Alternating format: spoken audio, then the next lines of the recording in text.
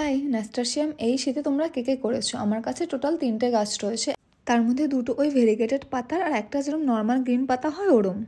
আর এই গাছ যদি তোমরা একটু বড় টবে, মানে ওই ধরো 10 ইঞ্চির টবে করতে পারো, তাহলে দারুণ শেপ নেয়। আমার গাছগুলো দেখো, এত ভালো লাগছে দেখতে, পুরো ওভাল শেপ নিয়েছে। আর প্রত্যেকটা গাছে দেখো অলরেডি কুড়ি চলে এসছে। তো এখন এই গাছের ক্ষেত্রে কিছু খাবার আমাদের ইউজ করতে হবে। তার জন্য নিতে হবে হাফ কাপ কম্পোস্ট, 1 চামচ হাড় গুঁড়ো, 1 চামচ নিমখোল, 1 চামচ পটাশ আর 1 চামচ সিউইড। এটা অপশনাল, তোমরা চাইলে স্কিপ করতে পারো। কম্পোস্ট ইউজ করছি গাছের ওভারঅল নিউট্রিশনের জন্য, আর হাড় গুঁড়ো ইউজ করছি গাছের ফুল ধরার কাজে হেল্প করবে, নিমখোল পোকামাকড় প্রতিরোধ করবে, পটাশ ফুলের সংখ্যা বাড়াবে, আর সিউইড গাছের বৃদ্ধি করবে আর সাথে ফুলের সংখ্যাও বাড়াবে। তো এই পুরো খাবারটা গাছের গোড়ার মাটিটা হালকা খুঁড়ে দিয়ে দিতে হবে। আর যদি গোড়ায় কম মাটি থাকে তোমরা চাইলে একটু নর্মাল মাটিও ব্যবহার করতে পারো।